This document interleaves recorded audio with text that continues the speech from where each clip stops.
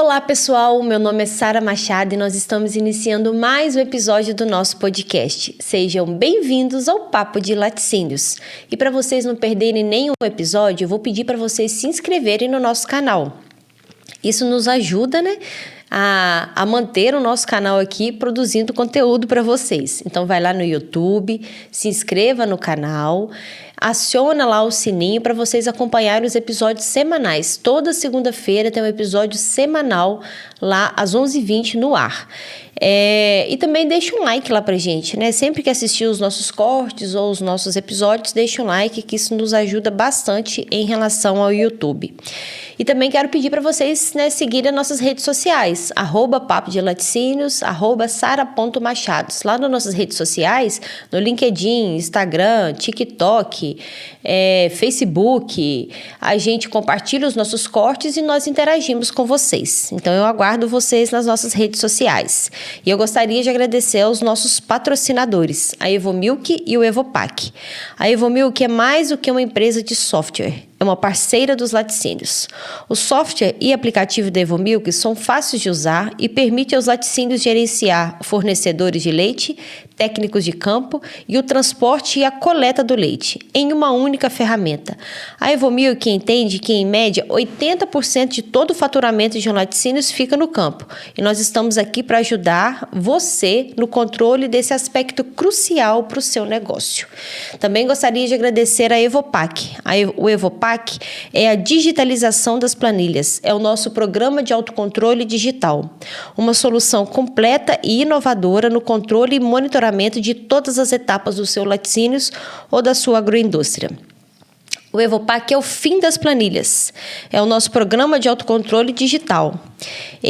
Para conhecer mais, vocês podem acessar no evomilk.com.br ou acessar lá, mandar um direct lá pelo @evomilk_br ou @evopac_oficial. E a gente pode marcar uma reunião, uma demonstração para vocês. Nós estamos recebendo hoje Rômulo Leite. Ele que vai falar para a gente sobre coagulação. E esse é um assunto que eu tenho certeza que os queijeiros do Brasil inteiro queriam escutar, Rômulo? Rômulo, seja bem-vindo ao Papo de Laticínios. Muito obrigada, pelos ajustes da agenda, o esforço, para fazer esse papo acontecer. Eu falei que cada dia está mais difícil a gente ajustar a agenda, de todo mundo. Muito obrigada mesmo pela sua disposição, pela sua disponibilidade. Vai ser um papo super interessante. Eu falei com ele aqui antes da gente começar a gravar que a gente vai fazer uma introdução, Eu quero muito que ele venha aqui presencialmente para a gente aprofundar mais nesse assunto. Nós vamos falar então sobre coagulação, sobre padronização e rentabilidade na indústria de laticínios. Rômulo, seja bem-vindo. Conta pra gente quem é Rômulo Leite. Obrigado, Sara. Obrigado pelo espaço. Antes de mais nada, quero te parabenizar pela essa iniciativa, do Papo de Laticínios. Nós somos um segmento bastante tradicional, e ter um canal moderno, dinâmico, onde a gente possa discutir inovação, onde a gente possa discutir tecnologia, pode ter certeza que está fazendo um grande bem pelo setor como um todo, uma grande plataforma aí de difusão, da tecnologia, do conhecimento. Parabéns e bem-vindos aí os amigos laticinistas, que nos acompanham, nos estão prestigiando aí com a presença. Você me perguntou um pouco sobre mim. A minha primeira formação é técnica em laticínios, lá pela Candinha, pelo Instituto Laticínios Cândido Torres. Eu sou da turma de 2003. Então, lá se vão aí alguns anos naquele ponto que a gente para de contar já, sabe, Sara? Eu sei bem. Então, já tem alguns anos aí que a gente atua no segmento, são mais de 20 anos aí no setor, e a maioria deles dedicados à rentabilidade, a rendimento, à busca de melhores ferramentas de eficiência, na indústria de laticínios. Eu fui consultor técnico de uma grande multinacional de ingredientes, atuo também no setor de ingredientes até hoje, e agora com a Profit. A Profit é uma empresa jovem, ela foi apresentada ao mercado no último Minas Láctea, e com foco em rentabilidade, em rendimento na fabricação de queijos, E estamos trazendo aí para isso uma ferramenta bastante inovadora, que eu acho que a gente vai falar um pouquinho sobre ela ao longo do nosso bate-papo aqui. Mas a ideia é estar sempre na vanguarda, na inovação, buscando eficiência e rentabilidade, que, na minha forma de ver, é a melhor defesa, é a maior alavanca de crescimento da indústria de queijo, é ser eficiente no processo de transformação. Você estava falando ali sobre os patrocinadores, Evomil, que é a importância do campo, né? Hoje, os custos da fabricação de queijos estão aí 90%, 92%, 93% atrelado a leite, né? Atrelado à matéria-prima. Então, a gente tem que ser muito eficiente nessa transformação para que tenhamos fábricas cada vez mais capazes de concorrer aí no cenário global. E eu falo que acho que o setor, ele tem conquistado grandes coisas, né, o Rômulo? Porque, assim, cada dia mais os ingredientes têm mais tecnologia, né, os insumos, as equipes, né, que são responsáveis ali, as empresas de distribuição ou de venda, né, de insumos com equipe técnica cada vez mais técnico, mais preparado, né? Eu vejo que vocês ficam, né, todas as empresas ali muito envolvidas em acompanhar tudo que tem o que está acontecendo no mundo, né? O que tem de tecnologia acontecendo no mundo, trazendo para o Brasil. Vocês todos muito preparados para ir para uma fábrica, para ir para um chão de fábrica, para treinar equipes, para fazer o negócio acontecer, para melhorar rendimento, né? Então, assim, eu acho que tem muitas grandes coisas, boas coisas acontecendo no setor e a gente precisa de evidenciar isso, né? Senão a gente fica só chorando as mínguas e a gente também não conta a quantidade de coisas boas que a gente tem feito, né? O quanto que as tecnologias, né, envolvida tanto nos processos industriais, automação, softwares, aplicativos, insumos, o quanto que isso tem deixado as nossas fábricas muito mais eficientes, né? Então, acho que isso é muito importante, né? A gente sempre destacar todos nós que estamos aqui envolvidos no setor, porque a gente acredita no setor e como que a gente tem empenhado, né, dedicado o nosso tempo para trazer conhecimento, para trazer novidade, inovação para dentro do nosso setor, né? A gente não quer ficar para trás de ninguém, né, Rômulo? Não, com certeza. E eu costumo dizer, Sara, que eu desconheço, assim, na minha experiência de vida, vamos dizer aí, um setor tão desafiador quanto o de laticínios, porque a gente tem uma cadeia muito grande, né? Se a gente pensa, o laticínio está preocupado com a alimentação do animal, com a saúde do animal lá atrás, e a gente está preocupado no monitoramento de temperatura da gôndola de venda do supermercado. Então, é uma cadeia muito grande. E a gente que trabalha com processo, né, com tecnologia de processo, nós somos, entre aspas, aí, especialistas numa pequena parte dessa cadeia gigante. E quando a gente une, né, o conhecimento do cliente e o nosso conhecimento nessa pequena parte, fazendo isso aí, vamos dizer, a 4 mãos, eu eu tenho certeza que é onde a gente obtém os melhores resultados. Sim, sim. E a gente tem cada dia mais, né, acompanhado bons resultados das nossas fábricas de queijo, cada dia mais queijos sendo premiados. Então, acho que isso mostra, acho que o sucesso dos nossos clientes mostra o quanto que nós estamos organizados, né, e preparados para atender, né, e para facilitar o dia a dia deles, né? Porque não é fácil mesmo. Assim, você falou da gôndola, mas a gente tem que quase que fazer uma educação do consumidor, porque ele compra a manteiga, ele quer deixar a manteiga fora da geladeira, quer que ela dure 30 dias lá sem dar nenhum mofinho, igual as margarinas. Não, então, assim, tem tudo isso que a gente precisa de mostrar, que são produtos, né, de origem animal e com, né, o mínimo de conservante ali para deixar o negócio mais saudável, né? Então, não é fácil, não. Preocupar desde que a vaca está comendo, como é que está sendo ordenhada, até o produto chegar na minha mesa e eu saber como é que eu vou armazenar, cuidar, né, daquilo, é uma cadeia muito longa mesmo. Rômulo, mas para a gente começar, eu queria que você explicasse para a gente o que é gerenciamento de coagulação. Eu não sou uma queijeira, né? Não sou uma técnica do setor, mas eu vejo assim que não é um termo que a gente já escutava há muito tempo, né? Vocês têm falado disso mais recente, né? Mas o que é isso? O que é gerenciamento da coagulação? Já tem gerenciamento demais, vocês ainda arrumaram mais um gerenciamento agora para nós. Engraçado o nascimento do termo, né? Porque quando a gente começa a fazer uma coisa nova, a gente fala assim, o que é isso que a gente está fazendo, né? Como é que eu vou comunicar isso que a gente está fazendo? Como é que chama isso que nós estamos fazendo? Na verdade, gerenciar a coagulação de uma maneira simples a gente fez a vida inteira. O que a gente entendia como gerenciar a coagulação? Fazer as medidas corretas, né, dos ingredientes, fazer a padronização de temperatura dos tanques, né? A minha coagulação, ela acontece aqui a 34 graus, então eu tenho que gerenciar para que ela seja sempre a 34 graus, que eu use sempre a mesma quantidade de coagulante, ou que eu use sempre a mesma reposição de cálcio. Então, de alguma maneira, a gente pode dizer que a gente sempre gerenciou essa coagulação. O que tem de novo nesse termo é que a gente trouxe uma nova possibilidade, nunca vista antes, de você entender em tempo real como está acontecendo a coagulação naquele tanque específico, né? Então, a gente trouxe uma ferramenta chamada CoaguSense, que foi desenvolvida por uma fabricante canadense chamada Reolution, sediada lá em Montreal, que ela determina em tempo real, ela constrói em tempo real 2 curvas, uma curva de reatividade, ou seja, a velocidade ou a força com que aquela coagulação está acontecendo, e a firmeza do gel.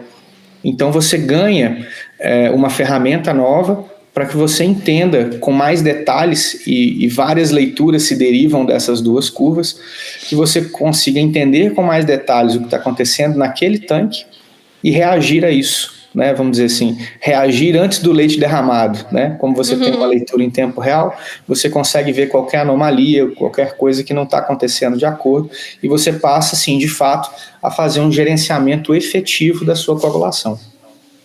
Interessante.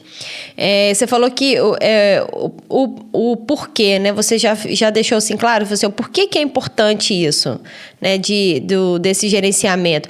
E aí eu queria só fazer um outro comentário, que a gente fala muito de gerenciamento, de processos, né? O tempo todo que a gente está falando, vocês, né, dos ingredientes, a gente também aqui de software, a gente fica falando muito disso. E a gente, agora a gente tem o PAC Digital, e no PAC Digital, a nossa intenção é muito ajudar as pessoas a fazerem isso mesmo, né? A fazer o gerenciamento, acompanhar em tempo real. Porque se você preenche uma planilha que você vai ver ela só de tarde ou só no final da semana, você às vezes não consegue tomar decisões ali. Então a intenção do PAC é que as coisas estejam acompanhando, estejam sendo feitas e alguém esteja acompanhando aquilo simultaneamente, né? Para poder tomar as decisões. Então é legal como que, de um lado, né, a gente parece assim, que olha, não tem nada a ver uma coisa com a outra, mas como que a gente está alinhado na ideia de que ele precisa de ter informações mais rápidas ali, né? Para ele tomar decisões mais rápidas, né? Não, com certeza. A gente está na era da informação, né, Sara? Fazendo uma analogia simples, né? Assim, ter uma ferramenta para enxergar como a coagulação está acontecendo, isso pode ter uma analogia lá no passado, por exemplo, quando a gente começou a usar termômetro. Antes do termômetro, você media, o leite está o quê? Está morno, está na temperatura correta, né? Você colocava ali um dedinho ali, e está aqui mais ou menos naquela temperatura. Agora a gente ganha uma ferramenta de precisão também para gerenciar a coagulação. Que legal.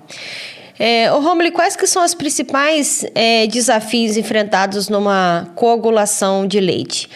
E como que esse gerenciamento que você acabou de explicar para a gente, como que ele ajuda a superar esses desafios? Falando de desafios, o desafio nasce com o leite, né?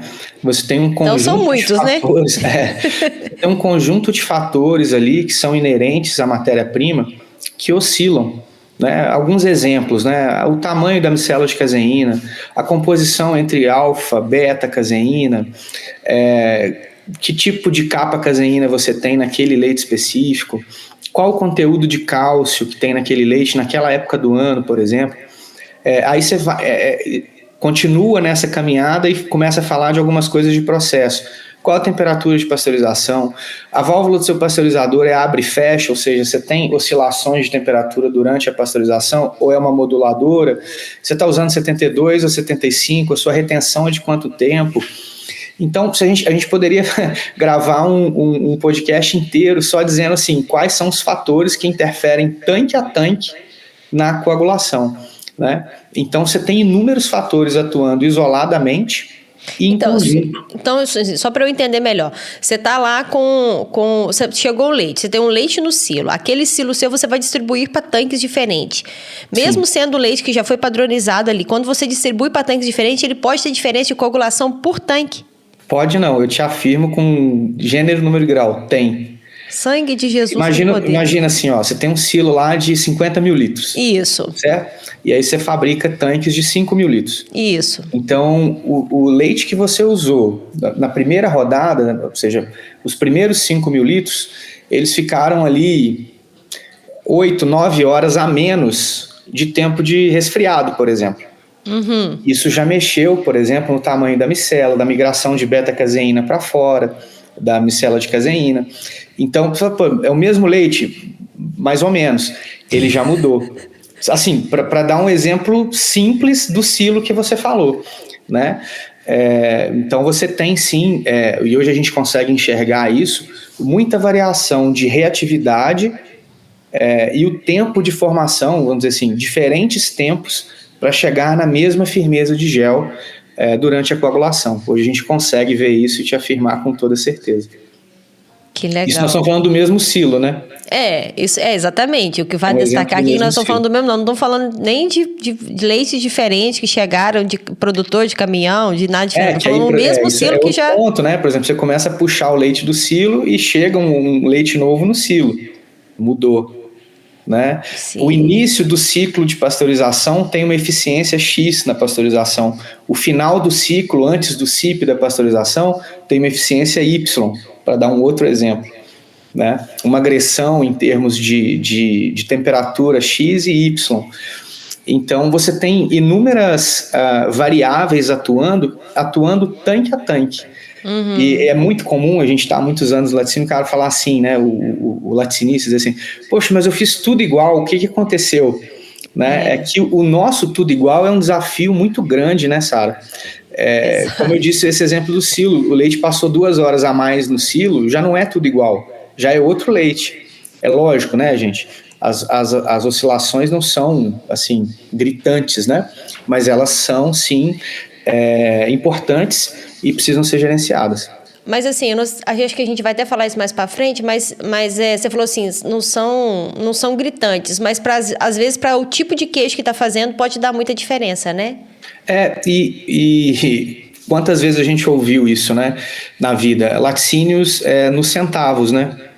Então, o que faz a diferença na rentabilidade são os detalhes, né? São os detalhes, porque transformar leite em queijo, convenhamos que não é um grande desafio, né? Há muitos anos o homem domina como transformar leite em queijo.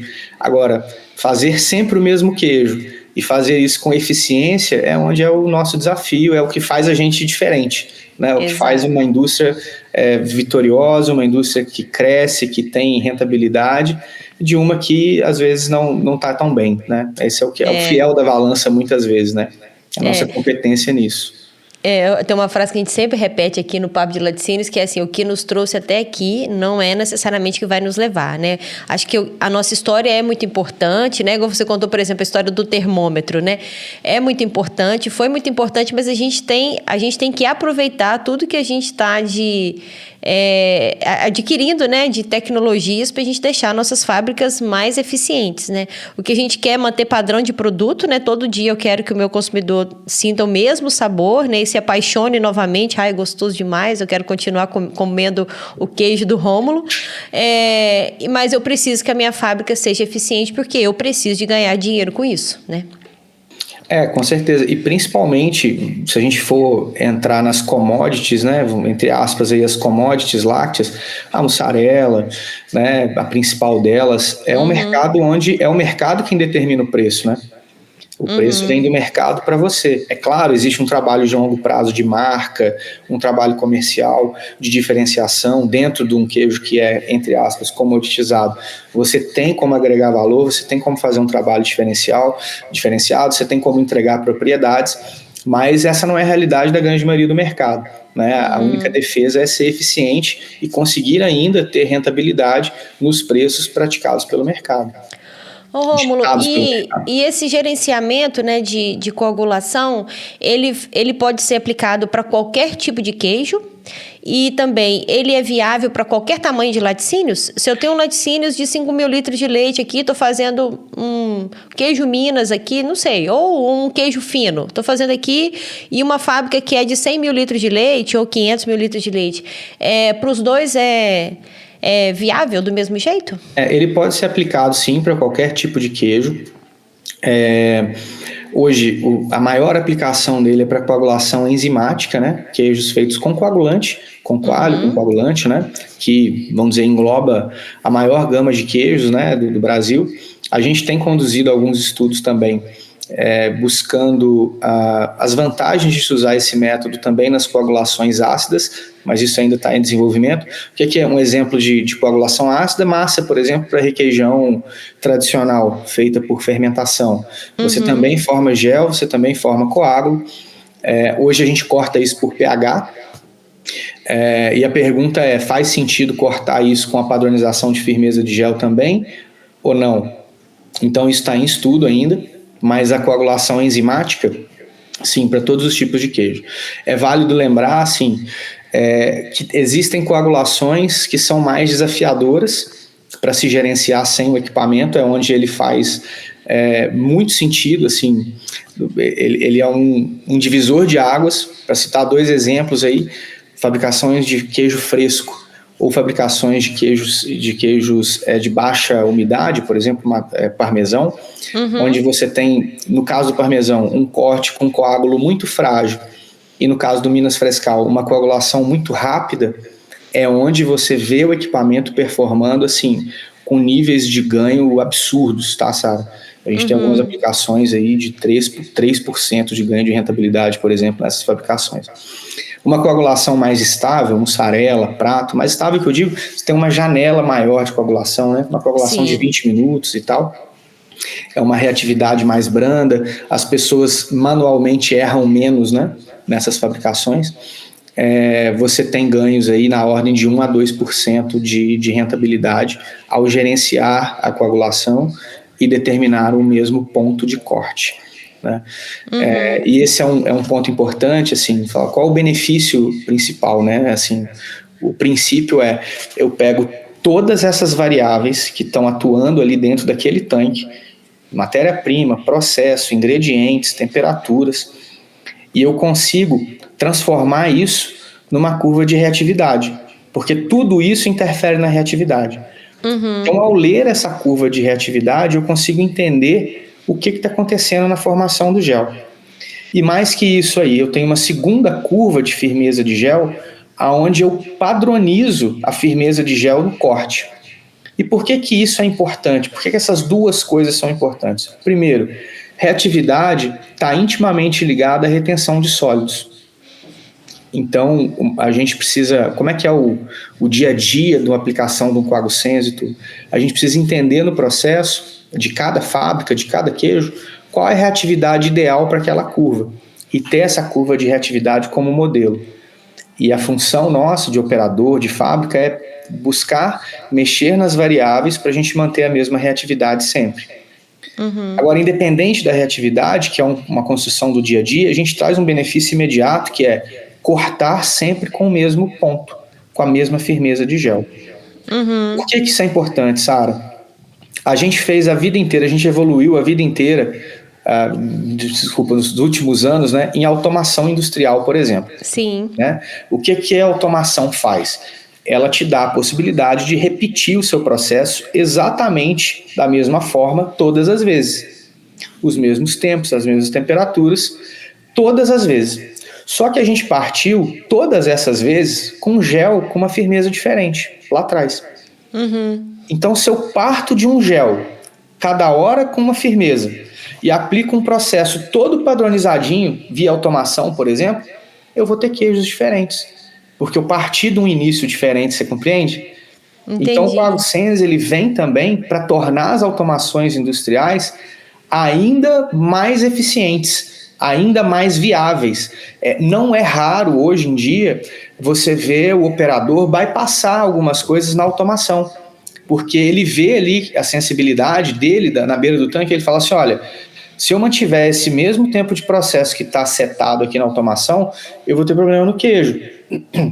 e ele acaba bypassando e mexendo manualmente no que não deveria ser mexido, teoricamente, porque você setou o melhor processo, mas a sensibilidade mostrou que aquele processo igual não está chegando nos mesmos resultados.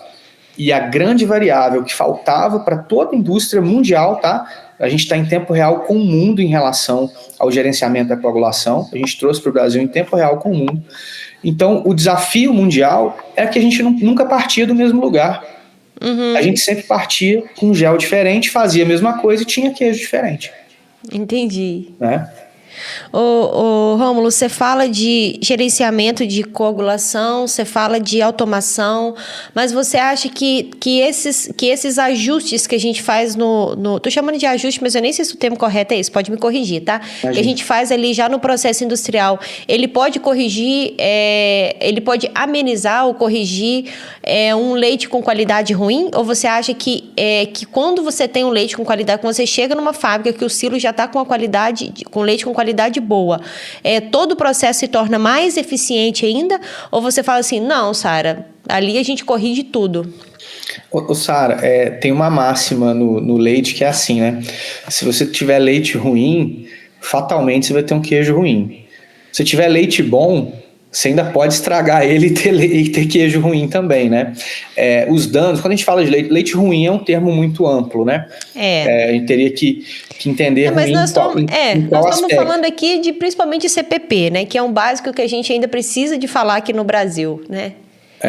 Então, o que eu diria é o seguinte, a gente tem condições de fazer uma leitura de curva e atuar para abrandar os problemas, para melhorar os problemas, porque a partir do momento que você tem uma curva de reatividade padrão e você vê que o leite não está respondendo dentro daquela curva de reatividade, você tem ali alguns fatores que você pode correlacionar e você vai entender, por exemplo, imagina que a reatividade abaixou, né? Eu estou com uma reatividade mais baixa do que deveria. Isso pode estar ligado a cálcio, isso pode estar ligado a tempo de estocagem, aí você não consegue muito reverter isso, mas você vai ter essa leitura, você não vai descobrir que essa reatividade baixou lá em 15 dias depois. Né? Então, algumas coisas a gente consegue reagir e melhorar o processo, sim. O simples fato de partir com a mesma firmeza de gel e padronizar, por exemplo, a umidade, e esse é um dado importante, a gente já encontrou, Sara, uma correlação de até 93% da firmeza de gel no corte com a umidade final do queijo. E isso é, de certa forma, lógico, né? Se você tem um gel mais frágil e aplica a mesma ação mecânica, as mesmas temperaturas e tal, você tem um queijo mais seco. Você tem um gel mais firme e aplica também o mesmo processo, você tem um queijo mais úmido. Né? E essa correlação, ela é muito forte. Em outras palavras, o gerenciamento da coagulação, a determinação do ponto de corte padronizado, é capaz de padronizar também a umidade final dos queijos, que é um grande fator de defeito quando ela está mais alta, e um grande fator de perda de rentabilidade quando a umidade está mais baixa também. Em média, o que a gente encontra nos dados que a gente analisa aí no mercado brasileiro, 30% dos lotes das fábricas estão com a umidade abaixo do que ela gostaria, e 10% com a umidade acima do que ela gostaria. Nossa senhora, é muita coisa, né? É muita coisa. E a gente precisa ser conservador. Por que é 30 contra 10? Porque é melhor secar um pouquinho mais e não ter muitos lotes com problemas no mercado, já que eu tenho uma variação grande, né? A minha realidade é uma variação grande, então eu tenho que escolher secar um pouco mais, ser mais conservador por conta dessa variabilidade. Quando a gente padroniza a firmeza de gel, você tem uma grande ferramenta de achatar essa variabilidade. E você passa a não estar tão pressionado assim a fazer lotes mais secos, a ter receitas tão conservadoras, pensando na possibilidade dos lotes que vão ficar mais úmidos. Então isso também traz uma grande ferramenta de rentabilidade do CoagSense. Você tinha me perguntado a respeito da aplicabilidade também em relação ao volume das fábricas, né? Sim, sim. A gente tem hoje no Brasil já, em 3 meses de lançamento, a gente já tem fábricas com 30 mil litros por dia usando o CoagSense, e a gente tem fábricas de 200 mil litros dia, em determinada linha, usando CoaguSense. É claro que o payback entre elas é diferente, porque o payback de um equipamento, o que ele pode te dar de rentabilidade, está atrelado também a volume, né? Está atrelado à rentabilidade que ele te traz a mais, mas também ao volume da fábrica. Mas, vamos dizer, os piores cenários aí, com as fábricas menores, a gente está falando em torno de, no máximo, 15 meses de payback. E as fábricas maiores, a gente já fez estudo de payback, por exemplo, com 3 meses de payback do equipamento. Bem legal. E em termos de equipamento, vamos dizer, um parâmetro muito positivo, né? Você ter um payback, vamos dizer assim, menor que 1 ano, né? É um parâmetro muito positivo. Você já até falou um pouquinho disso, mas o controle de coagulação, ele ajuda também na qualidade do produto, na consistência do produto? Já falando de produto final, você falou mais de umidade, mas de qualidade, de consistência também ajuda? Então, é interessante padronizar isso. Mesmo, né? Assim, eu acho que eu acredito que vem muito do padronizar tudo, né? É interessante isso. Quando eu vou falar de CoaguSense, por exemplo, para um industrial, eu me coloco na cadeira dele e penso muito em retorno de investimento. Assim, o industrial está pensando muito no payback, no retorno de investimento. A gente acaba o que a gente fala o tempo todo de ROI, né? ROI para lá, ROI para cá. A gente acaba trabalhando muito forte nisso, porque, vamos dizer, é isso que paga a conta no final do mês. E às vezes a gente esquece desse benefício que você acabou de dizer. E eu recebi um feedback de um cliente essa semana que a gente instalou o CoaguSense, um reporte, né? Ele falou, olha, realmente eu atingi aqui nas minhas leituras 1,2 de ganho de rendimento e tal. Bom. Mas além disso, eu percebi um queijo mais padronizado, um queijo mais firme, fatiando melhor, com menos oscilação de pH. Porque quando você padroniza o corte e isso tem relação com a umidade do queijo, não é só com a umidade final. Imagina um processo de mussarela, por exemplo. A umidade, você contribui para a padronização da umidade final porque você padronizou a umidade da massa, né? Então, você padronizou a umidade da massa, é a massa que está sofrendo fermentação. E umidade é um pilar importantíssimo que determina a velocidade da fermentação. Então, você produziu uma massa sempre na mesma umidade, usou o mesmo cultivo, nas mesmas temperaturas, você vai ter também uma queda de pH nessa massa dentro dos padrões, sempre uma queda esperada. Você acaba com aquela loucura, às vezes, de uma massa chegar com 1 hora de fermentação, aí a outra chegou, a que estava atrás dela chegou com 40 minutos e está passando na frente da anterior, porque você tinha também, entre outros fatores, né, lógico, a despadronização da umidade da massa. Então, em termos de qualidade do queijo, a gente tem tido feedbacks muito positivos também, nesse caminho, né, da padronização da umidade. Interessantíssimo. Você já falou, né, do CoaguSense, mas tem outras tecnologias ou métodos modernos que são utilizados para otimizar o processo de coagulação? Olha, Sara, quando a gente olha as curvas, as próprias curvas geradas pelo CoaguSense, fica muito notório a diferenciação, por exemplo, entre as enzimas disponíveis no mercado, né? Você vê que nas mesmas dosagens você tem diferentes gerações de enzimas no mercado que performam diferentes reatividades, né? Então, você consegue ver, por exemplo, a tecnologia de ingredientes sendo traduzida ali também nessas curvas, né? E hoje, se o assunto é rentabilidade, é fazer com eficiência e eficácia, a indústria precisa recorrer também à tecnologia de enzimas de coagulação, né?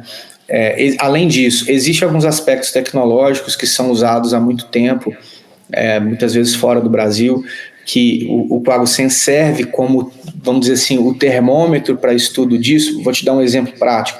A adição de cloreto de cálcio no silo, por exemplo. É benéfico no meu caso? Não é benéfico no meu caso? Quanto adicionar?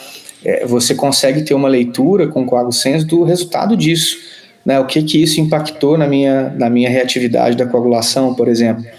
Então, vamos dizer assim, ela é uma ferramenta mãe para você estudar com clareza todos os aspectos que envolvem a coagulação. Eu quero testar determinada temperatura, o que vai acontecer com a reatividade. E por que eu tenho falado tanto de reatividade o tempo todo? A reatividade está intimamente ligada com o aprisionamento de sólidos. Então, quando a gente altera a reatividade, a gente altera, em outras palavras, estou dizendo que eu estou alterando a força de contração da própria coalhada, a cinérese química, a capacidade da própria coalhada promover cinérese química, né? Que é expulsar soro sem necessidade de ação mecânica. Né?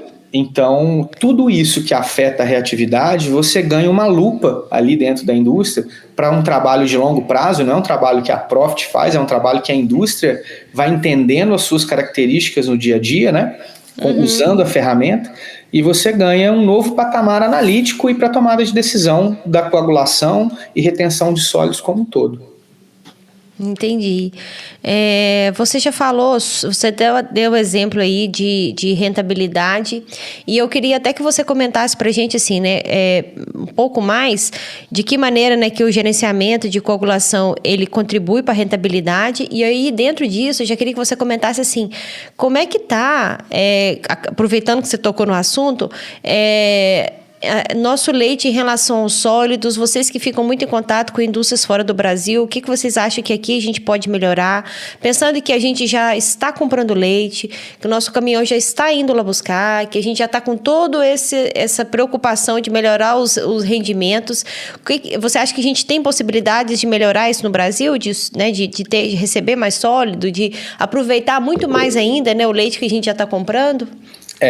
A gente está falando de aproveitar sólidos, né?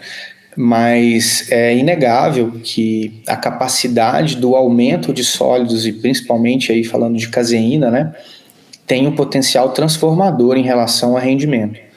É um número muito absurdo, vamos dizer assim, 0,1 de caseína a mais no leite tem o potencial de gerar 2,7% a mais de queijo. 0,1 de caseína a mais no leite, 2,7 a mais de queijo. Porque a caseína é a nossa matriz, né? Ela é como se fosse o tijolo da obra, né? Ela que segura a gordura, ela que segura a umidade relativa do queijo. Em relação a outros países, sabe? A gente tem nossos vizinhos aqui, Argentina, Uruguai, que eles têm um pico hoje de 2,8 de caseína no leite. O nosso pico aqui, nós estamos chegando ali arrastado a 2,4, 2,3. Nossa Senhora. Então faz essa conta de rentabilidade. Vamos considerar que eles estão 0,4 acima de caseína da gente, na média. Então é 0,4 vezes 2,5. Eles têm condição de fazer 10% mais rentabilidade que a gente. O que significa isso, assim, a grosso modo? Se a gente faz o nosso melhor e tem 9,5, eles conseguem 8,5. Aí pode chegar queijo barato aqui no Brasil mesmo. É o grande fator, né? Esse é o grande fator que dificulta a competitividade. Tem as políticas do Mercosul? Tem as políticas comerciais, por exemplo, eu não sei se você sabe, o queijo que vem de fora do Brasil, eles não aceitam devolução, por exemplo. Eles não têm custo de devolução, de retorno. Então tem outros fatores que fazem essa competição, né, ficar difícil para a indústria nacional. Mas eu te diria, tem também o fator de tecnificação, né? A gente tem também indústrias, vamos dizer assim, eu te diria que os nossos vizinhos estão ainda um passinho na frente da média brasileira de automação. O Brasil é muito grande, então você tem regiões que estão mais à frente nisso, que estão compatíveis com os nossos vizinhos, e regiões que estão distantes disso. O Brasil é continental, mas o grande fator de competitividade está atrelado a sólidos no leite, com toda certeza. Nossa, e os nossos vizinhos estão muito na frente.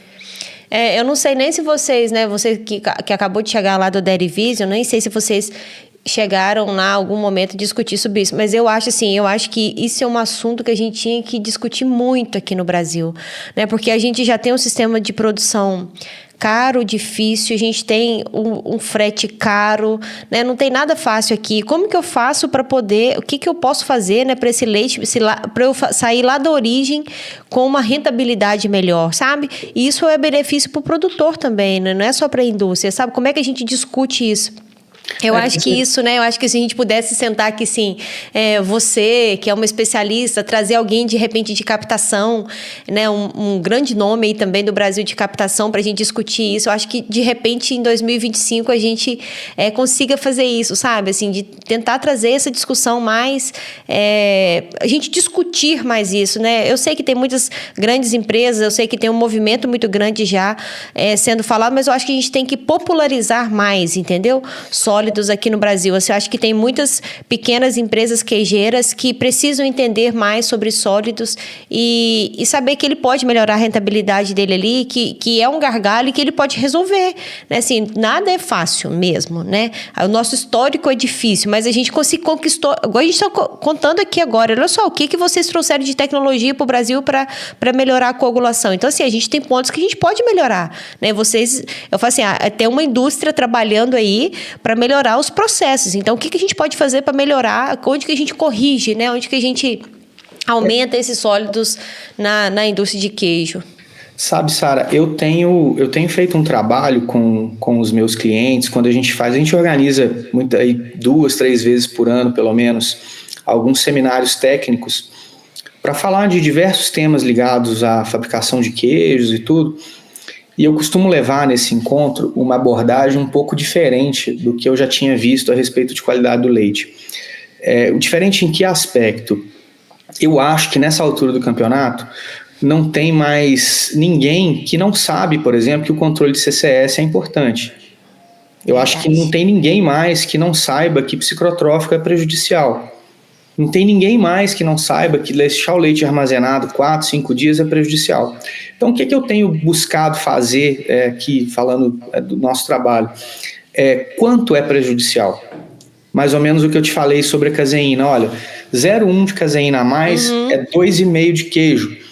Porque eu acho que quando a gente começar a quantificar isso e botar número, e eu faço isso nos nossos treinamentos técnicos e tudo, eu tento chegar no fim da linha de quanto isso representa em rentabilidade, se tratando de CCS, de tempo de armazenamento. Eu acho que, me colocando na cadeira do decisor lá, ele traz esse tema como central, sabe? Ele começa a olhar para isso e fala, olha, eu não tenho nada na minha mesa com potencial de transformar a minha rentabilidade, tal qual esse tema aqui de qualidade de leite, por exemplo.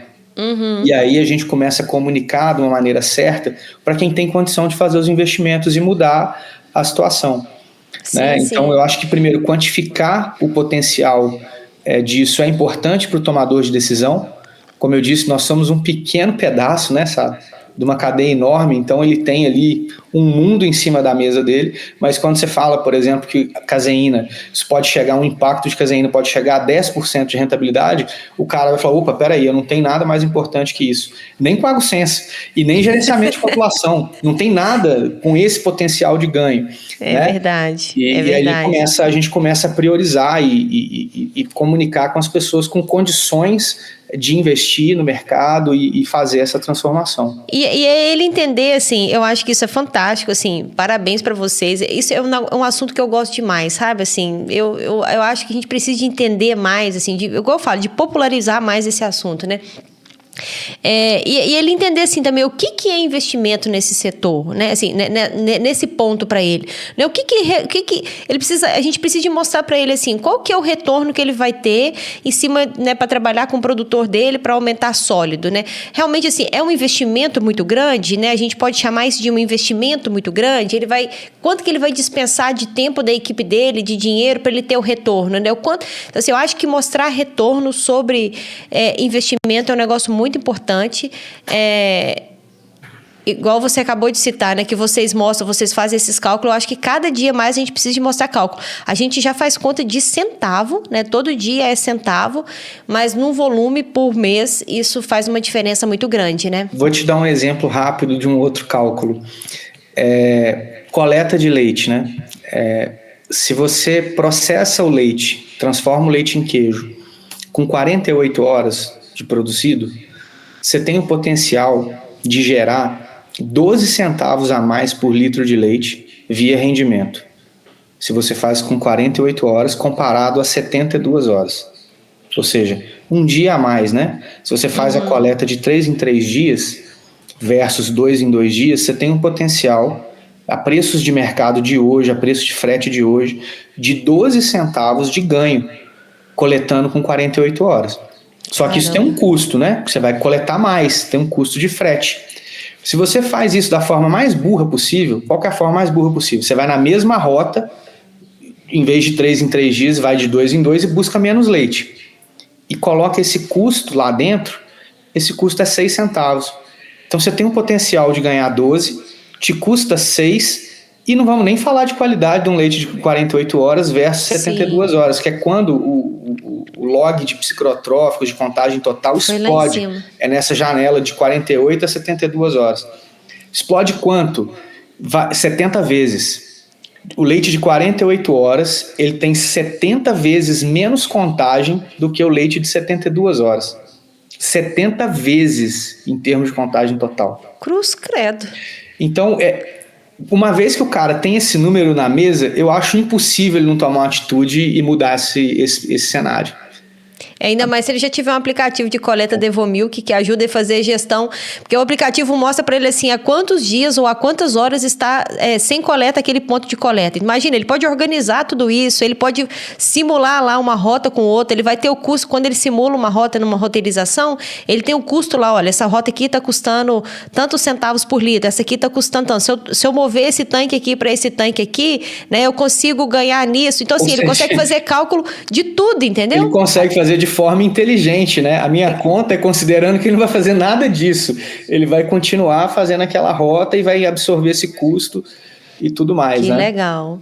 Que então, legal demais. O Rômulo, eu fico muito empolgada, sabe, com esse assunto assim de rentabilidade, de sólido, de qualidade do leite. Eu falo isso muito aqui, né? Quem escuta o podcast com frequência vai saber que fala que a gente tinha que mudar o termo qualidade do leite. Não tinha mais, porque quando fala qualidade do leite, fala assim, não aguento mais, isso não tem jeito. A maioria das pessoas fala assim, não, isso não tem jeito não, isso não tem solução, né? Mas eu acho que a gente, isso não dá, né? Não dá igual a saúde da gente, né? Não dá para falar assim, não quero mais preocupar com a minha saúde, não. Né? Vou deixar para lá. Eu acho que vai muito é o que eu te falei, eu acho que vai muito da abordagem, né? Você fala assim, você tem que coletar com 48 horas. Tá bom, todo mundo já fala, eu tô sabendo disso tem 20 anos e eu tô aqui coletando com 72. É diferente você falar, cara, se você fizer isso aqui desse jeito, você vai conseguir 6 centavos por litro de leite, né? Eu acho que é uma abordagem mais convidativa em termos de gestão, de falar, olha, tem dinheiro na mesa, o dinheiro é esse, vamos trabalhar em cima disso. Eu acho que a gente tem esse desafio grande, né, Rômulo? Eu falo, a nossa geração que está envolvida na cadeia produtiva do leite, a gente tem uma história, a gente tem um setor conservador, igual você falou no início do podcast, a gente tem uma geração que acredita muito no que ela faz e não que ela esteja errada. Só que a gente para poder mudar a mentalidade ali, né, trazer um novo pensamento para eles, não é muito fácil, né, assim. E às vezes você leva todos os cálculos, você mostra tudo e mesmo assim o cara fala assim, o Rômulo só tá querendo me vender. O Rômulo não sabe o que é isso aqui mesmo, não. O Rômulo tá mandando coletar leite aqui de 48 horas, mas ele sabe como é que é quando tá chovendo, quando tá o caminhão quebrado, quando não sei o quê, quando acaba a energia. Então, assim, muitas objeções, sabe? Que a gente precisa de provar pro cara que mesmo assim vale a pena ele tentar ficar, né? Ele tentar coletar um leite mais rápido possível, né?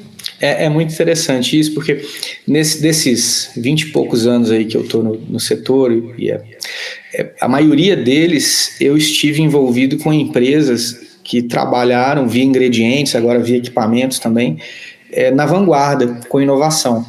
E trazer o novo tem exatamente esse desafio, Sara. Nem todo mundo recebe a inovação, primeiro, não recebe ao mesmo tempo e não reage de maneira igual à inovação. Você tem os entusiastas que são inovadores de natureza, que ao ver a inovação querem logo aplicar, testar e tirar vantagem disso. Você tem uma segunda camada já um pouco mais conservadora que espera os resultados disso para daí aderir. E tem gente que está, por exemplo, que está no passado e não sai de lá. Vai permanecer lá. Né? Eu, por exemplo, vamos dizer assim, de experiência minha, né? No final da década de 90, início dos anos 2000, foi quando a gente começou a trabalhar, em termos de ingredientes, com a primeira geração de quimosina obtida por fermentação, quimosina bovina. 100% quimosina. Até ali só existia coalho bovino, de melhor ou de pior qualidade, mas tudo de origem bovina, você não tinha nada 100% quimosina. Concentrações diferentes, enfim. Essa primeira mudança de coalho para quimosina de primeira geração, lá no início dos anos 2000, eu fui um bandeirante disso, e a gente escutava cada atrocidade a respeito disso, sabe? Na época, é engraçado, e esses caras, muitas vezes, que falavam essas atrocidades lá atrás, hoje estão aí fornecendo essa quimosina de primeira geração. E aí a gente passa, você tem que provar que o novo funciona, que o novo vai trazer benefícios e tudo, e você tem uma onda de deixa como está. Depois, 10 anos ou 15 anos depois, veio a segunda geração de quimosina. A mesma coisa, será que isso funciona? Será que não vai? Será que vai? Estamos aí, em termos de ingredientes, já existe a terceira geração de quimosina. E você tem essas camadas, né? Quem acredita e se beneficia disso no primeiro momento. E eu fico pensando hoje, assim, essas indústrias que foram mais conservadoras e permaneceram, ou até existe ainda hoje indústrias que usam coalho bovino. Existe ainda. Tem alguns casos que faz sentido, por alguns objetivos específicos, e outros não faz nenhum sentido. Quando olha para trás e às vezes demorou 10 anos para tomar uma decisão de transição, e olha para trás e fala, nossa, baseado no que eu tenho agora, quanto eu perdi nesses 10 anos, né? Quanto eu deixei de gerar nesses 10 anos. Então a inovação, ela é trabalhar com a inovação, trabalhar com o novo, com o que é disruptivo, é desafiador.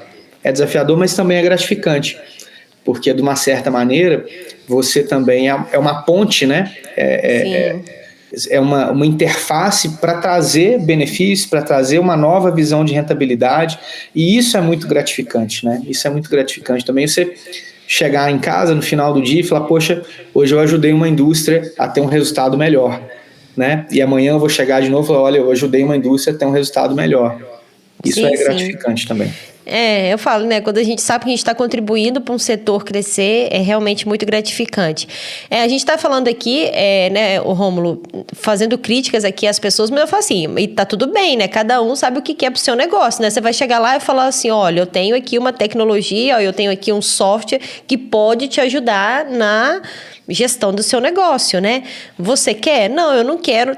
Então tá bom, né? A gente tem, né, opção de escolha, né? Ninguém então, é dono da verdade, ninguém é dono da razão, né? Não, né? Cada um cuida do seu negócio do jeito que quer. Então, que fique claro que nós estamos falando, dando aqui a nossa opinião. Mas para quem quiser continuar do jeito que está, do jeito que, olha, meu negócio está ótimo, sim, ótimo, né? A gente só não dá para essa pessoa concordar com o negócio dela tá ótimo e ficar reclamando, né? Ah, porque o setor é muito ruim. Ah, porque queijo é muito ruim. Aí não dá.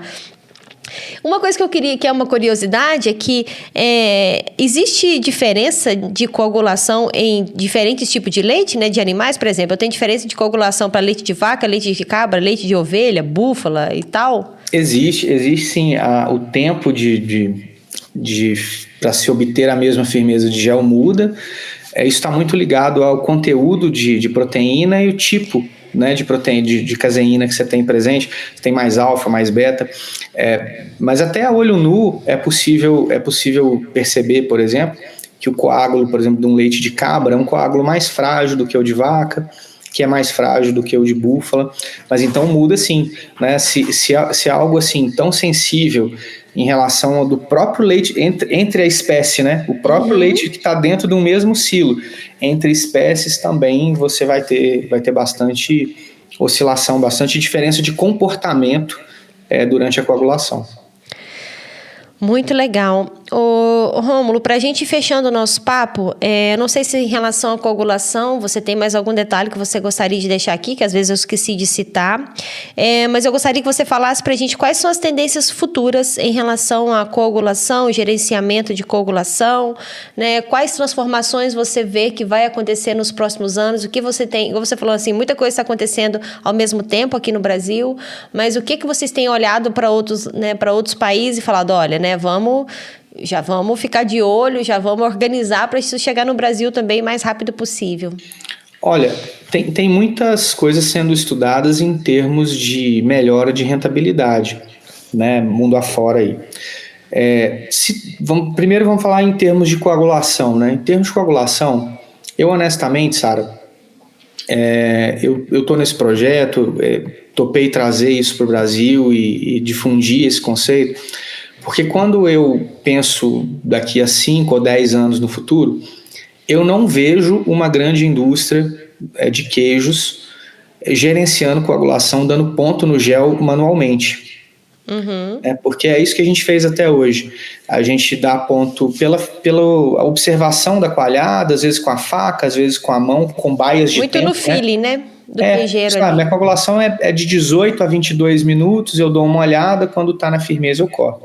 Isso aí nós estamos falando de uma oscilação que a gente encontra nas indústrias de 50 Pascal. Pascal é a unidade de firmeza de gel, né? É de 50 Pascal numa coagulação de 100 Pascal. Então, nós estamos falando de até 50% de oscilação para mais ou para menos na firmeza de gel que o corte manual dá. Eu não consigo olhar para trás daqui 10 anos, eu não consigo ver as indústrias de queijo permanecendo nesse sistema de determinação de ponto de coalhada. Eu acho que a gente vai encontrar lá no Congresso, no Minas Lattes, assim, pô, você lembra como é que a gente dava ponto em coalhada, cara? Eu acho que vai ser isso. Como a gente encontra e fala assim, pô, você imagina fazer queijo sem termômetro? Né? Hoje, é assim que eu vejo o futuro. Se terão outras ferramentas, né? Claro que o Coagusense é uma patente, né? Essa metodologia de determinação de firmeza de gel é uma patente da Reolution, é um método que usa vibração, laser e ultrassom, porque firmeza de gel é complicado, porque se você introduz alguma coisa no gel, você já muda a firmeza dele ao introduzir. Sim. Então você tem que ser uma leitura não destrutiva. Então essa é a metodologia patenteada pela Reolution e tudo mais. Pode surgir alguma coisa capaz também, outras tecnologias capazes de medir, eu acho que pode. O que não vai acontecer é a gente voltar para o manual, porque não faz o menor sentido. Né? Então eu acho que esse é o futuro. A gente continuar gerenciando, esse tema virar central na fabricação de queijos, e a gente continuar gerenciando com algumas ferramentas isso. Em termos de rentabilidade, de maneira geral, esse olhar de matéria-prima ele é constante, e tem também algumas coisas em relação à tecnologia, né? Hoje você já escuta falar de aplicação na Europa, por exemplo, de proteína de soro microparticulada para melhoria de rentabilidade. Eu acho que isso vem, pelo que eu vi de resultados lá fora, isso tem tudo para vir, né? Você concentra o soro, passa esse soro numa determinada pressão de ohmo para ter um determinado tamanho de partícula da soroproteína, e essa soroproteína é incorporada dentro do queijo. Principalmente para queijos prensados, né? Para queijos filados tem uma certa dificuldade de fazer isso. Eu acho que esse tema vem de alguma maneira. Eu acho que o tema de queijos não naturais ele vai ser desenvolvido no Brasil por necessidade econômica do país.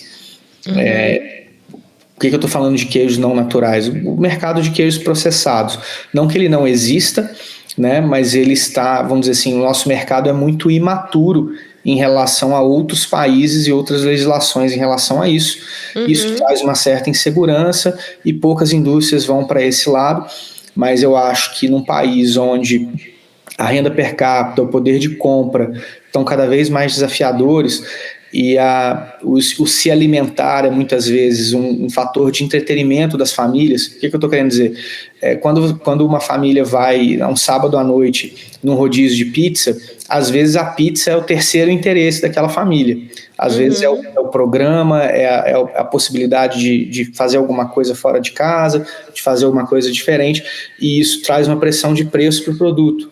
Né? Então os queijos processados fora do Brasil, eles já estão mais amadurecidos. Eu acho que vai amadurecer no Brasil com legislações mais específicas, que a gente consiga trabalhar com queijo processado sem estar, vamos dizer assim, à margem, sabe, no limbo, com entendimentos diferentes e tal. Entendi. Eu acho que vem também.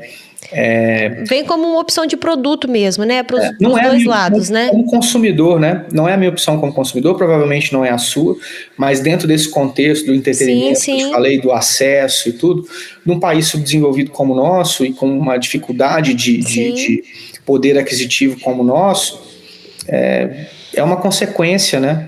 É uma consequência, como é uma consequência margarina, né? Como é uma Sim, consequência uma série de outros produtos que vêm associados a acesso, né? sim, sim. Então, acho que isso também é Concordo uma com tendência você. para o futuro, esse segmento, né? Uhum. E uma tendência que nunca acaba, Sara, é ser eficiente e competitivo em relação ao aproveitamento de sólidos, né? A gente tem um mercado de enzimas aí muito dinâmico, enzimas associadas a rendimento, aproveitamento de gordura, por exemplo, as fosfolipases, volto a dizer, se a gente trabalha com commodity como mussarela, não é uma escolha. Assim, se você não embarcar na tecnologia, você vai deixar de conseguir ser competitivo no mercado, por exemplo, de mussarela. Né? São algumas inovações que elas são impositivas, vamos dizer assim, né? Porque ela traz ali um potencial de ganho de 0,2, 0,3, 0,4 litro quilo, que às vezes é a diferença entre lucro e prejuízo para uma fábrica de um queijo comoditizado.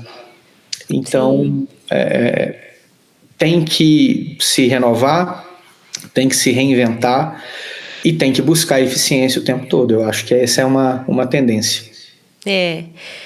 Eu concordo muito com você. Não dá para a gente ficar com discursos, né, que não podem fazer parte da nossa realidade, né? Eu acho que em relação aos processados, a gente que é do setor, né, a gente acaba ficando resistente. Eu mesmo já me fiz vários questionamentos em relação a isso, mas eu concordo com você plenamente que isso é uma opção para os dois lados, né, tanto para a indústria quanto é um novo produto, né, que vai chegar, né? Eu acho que tem todas as questões que a gente precisa de trabalhar, que é comunicar bem com o consumidor, né? Aí tem toda a questão de sabor, de tudo que a gente já precisa de trabalhar, né? Eu tenho sempre quem vai comprar uma mussarela, né? Ou quem sempre vai comprar um processado. Então, eu só acho que a gente precisa de ter uma boa comunicação, né? Eu acho que a gente não pode trabalhar para tentar enganar ninguém, né? Acho que é isso. Rômulo, tem algum outro assunto que você gostaria, assim? Algum falou, Sara, eu acho que se eu pudesse deixar um recado aqui para os queijeiros do Brasil, acho que esse aqui seria o recado do Rômulo. O Rômulo vai deixar uma frase lá no outdoor, vai mandar uma mensagem no WhatsApp. Olha, você falou isso, eu lembrei eu estava conversando há 2 ou 3 semanas atrás com o primeiro queijeiro que usou Coago Sens na fábrica, instalado na fábrica, aqui na América Latina, foi no Brasil, né? E eu encontrei com ele e perguntei assim, cara, como é que foi, o que você pensou que seria o Coago Sens quando você ouviu falar? Ele falou assim, cara, eu me senti assim, acabado, porque eu achei, faço a vida inteira, como assim o cara acha que eu não tenho condição de determinar Competência. competência para determinar um ponto de corte e tal, então eu fiquei acabado. Falei, e agora, usando lá? Falei, cara, a melhor ferramenta que eu já tive na vida. Eu vi que realmente a gente não tem condição de manter um padrão sem ele. Eu fiz um experimento, eu tirei ele 2 dias da fábrica, eu não usei por 2 dias e medi o rendimento, meu rendimento baixou 2% sem ele. Então, eu acho que, voltando assim agora, contextualizando a mensagem, a inovação ela não vem para substituir ninguém, ela vem para aprimorar o nosso trabalho, né? Como ferramenta a mais para a gente fazer o nosso melhor. E eu encerraria com um clichê, é uma frase que não é minha, mas eu vou me emprestar, que inovação, ela distingue o líder de um seguidor. Eu acho que isso é bastante emblemático. Verdade. Legal. Eu acho que, né, que o seu exemplo foi lindo, foi maravilhoso, porque a gente tem... Eu acho que eu encontro, por exemplo, toda vez que eu, né, faço reuniões aqui, eu encontro muito isso, né? Assim, o medo de eu me dar um atestado de incompetência, né? Se estou precisando de uma ferramenta, significa que eu não estou sendo competente o suficiente, né? E eu aqui no meu trabalho, né, por exemplo, eu tento aderir a toda a tecnologia, software, aplicativo que surge para melhorar o meu trabalho, porque eu entendo que não vai me substituir, vai me deixar mais eficiente, né? Por exemplo, eu tento usar todas as inteligências artificiais para me ajudar. eu faço mais coisas, eu sou mais eficiente, às vezes eu sou mais acerto mais, né, com alguns detalhes que me ajudam, né? Então, a gente tem medo mesmo, né? A gente vê isso, né? Isso não é de um quejeiro, isso faz parte da gente, mas é isso, né? A gente precisa de enfrentar como assim, olha, não, é como que eu deixo o meu trabalho melhor, né? Como que eu torno o meu setor mais eficiente, como que a minha fábrica fica mais eficiente, né? Muito legal mesmo, Rômulo, você deu uma aula aqui pra gente, né? Não só sobre coagulação, mas eu acho que você deu uma aula aqui sobre a cadeia produtiva do leite, né? A gente falou de várias coisas aqui que foi muito... Não, foi realmente, a gente veio lá do produtor, foi para a produção, né? A gente passou aqui por vários detalhes que são muito importantes. Fica aqui meu convite. Dessa vez não foi possível fazer presencial, mas eu espero que eu realmente grave um podcast com você presencial. Acho que vai ser um papo maravilhoso, né? Já foi hoje. Eu falo que quando é presencial a gente tem muito mais a cara aqui, né, de podcast, né? Então fica o meu convite. Eu espero que em 2025 a gente consiga fazer isso. Muito obrigada mesmo. Muito obrigada pela sua aula. Eu tenho certeza que todas as pessoas que escutaram aqui o podcast ou assistiram vai falar, olha, eu já tenho uma anotação aqui para fazer, né? Eu já tenho uma observação aqui para fazer sobre o meu negócio. Eu acho que é muito esse a intenção nossa aqui, né? De despertar alguma coisa aqui no nosso... No empreendedor que está do outro lado ali, tomando conta do seu negócio, né? Sara, eu que agradeço a oportunidade do meu lado. Do nosso lado, nós estaremos sempre à disposição, né, para a gente encontrar. Quero te mostrar também um dia nessas andanças aí do Laticínios, a ferramenta funcionando, sabe? Eu acho legal. E sempre à disposição. Eu acho que 1 mais 1 é sempre mais que 2 nesse nosso cenário de leite, nesse nosso mercado. E foi um prazer participar, foi um papo muito gostoso, muito leve. É bom falar daquilo que a gente gosta, né? Verdade. Vai para lá, vem para cá, e a troca de experiências aí, o tempo passa que a gente nem vê, né? Bem, muito obrigado pelo convite. Eu falo assim, eu tento ser não técnico demais, primeiro porque eu não sou técnica mesmo, né? Segundo, para as pessoas poderem entender, né? Que a gente vai ter, né, todo tipo de profissional aqui nos escutando, e que as pessoas, assim, quem é do setor vai entender, vai despertar, vai querer falar com o Rômulo, né? Vai mandar uma mensagem para ele, e quem ainda não está tão entendido o assunto vai, né? Ó, vou procurar saber mais, né? Já vai despertar algum interesse nele ali. Ô, Rômulo, para quem quiser acompanhar, né, o trabalho de vocês, para quem quiser falar com o Rômulo, onde que o pessoal acha vocês? A gente está no LinkedIn, né? Profit, Inteligência em Rendimento. A gente está no Instagram também, Profit_Rendimento. A gente tem um e-mail de contato que é o executivo@profit.tech.br. Atenção nesse ponto tech, né? Porque normalmente é .com, né? Então, executivo@profit.tech.br. Ali é o nosso principal canal de contato para pedir mais informações. A gente tem bastante material, né, a respeito de CoagSense, a respeito dos trabalhos dos dados que a gente já levantou, dos ganhos que a gente costuma obter, de onde vêm esses ganhos, né? Em relação a sólidos, em relação à média de umidade.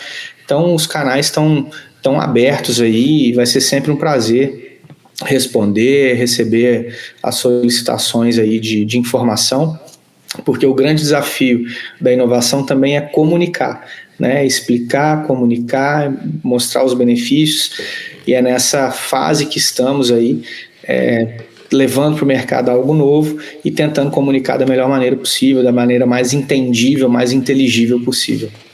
É o que eu tento fazer aqui no Papo de Laticínios todos os dias. Não sei se eu tenho sucesso, mas eu tento.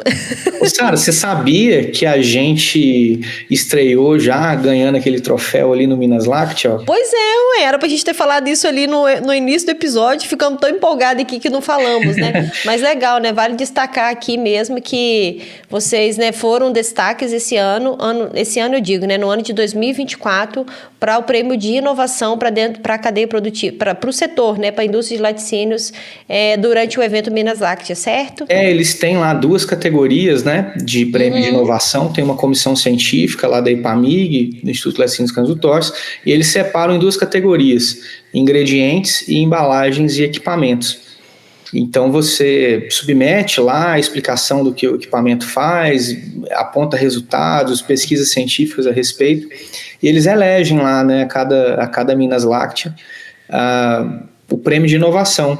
E a gente ficou até surpreso, né, porque nós estreamos no Minas Láctea, comunicamos a primeira vez para o mercado na Minas Láctea e ganhamos, né, fomos agraciados aí pela comissão científica do Instituto Laticínios Cândido Torres com o prêmio de inovação 2024, que para nós, eu sou filho da Cândido Torres, né, então é uma chancela, né, muito, muito importante, muito valiosa para nós, de que nós estamos no caminho certo, né, de que tem uma comissão científica nacional extremamente qualificada que concorda que o que a gente está olhando será o futuro da indústria. Então ficamos muito felizes, muito satisfeitos também com esse prêmio vindo de onde vem, né, do Instituto Laticínios Cândido Torres, que tem um lugar especial aqui pra gente, né? Ele também tem um lugar especial. Eu falo que apesar de eu não fazer parte da história, mas uma escola que me recebeu muito bem desde o início. É isso que eu ia comentar com você. O fato de ter sido aprovado já reforça, né, o que vocês estão no caminho certo, né? Quem está por trás, né, desse prêmio são pessoas extremamente qualificadas e sérias, né? Que realmente trabalham para poder falar, olha, eu preciso realmente trazer recursos, né, e inovação, precisa trazer solução que vai resolver o problema. Então, é legal demais. Parabéns para vocês, Rômulo. E eu espero que já no próximo Minas Láctea vocês já tragam mais novidades, né? Isso que sabe, né? É o que a gente espera. Quem sabe, né? Mas você sabe, é um compromisso nosso, né? A gente vai começar agora em 2025 uma jornada realmente ao redor do mundo para buscar esse tipo de solução, né? O que ainda não chegou aqui, o que eventualmente está sendo desenvolvido em termos de tecnologia, em termos de inteligência de rendimento, e daí vem o nome, né? A gente não quer parar no CoagSense. O CoagSense é um primeiro passo importante, mas a nossa visão de futuro é ser reconhecido como realmente uma empresa que traz inteligência em rendimento, que está no nosso nome empresarial, né? Muito legal. Muito obrigada, Rômulo, mais uma vez, né? Boa sorte, né, para Profit, na verdade, né? Desculpa, né? Que vocês sejam sempre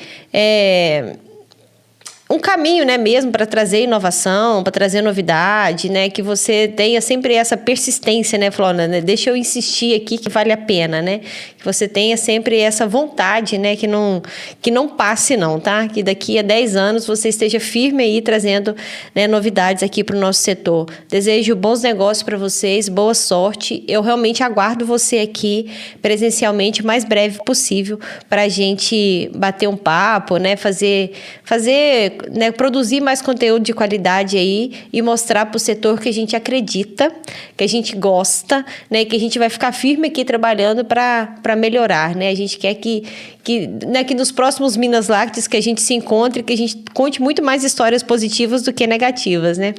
Obrigado, Sara, foi um prazer e parabéns mais uma vez pela sua iniciativa aí de estar transformando, fazendo a informação chegar mais fácil, mais acessível, mais palatável para todos os cantos aí do nosso país.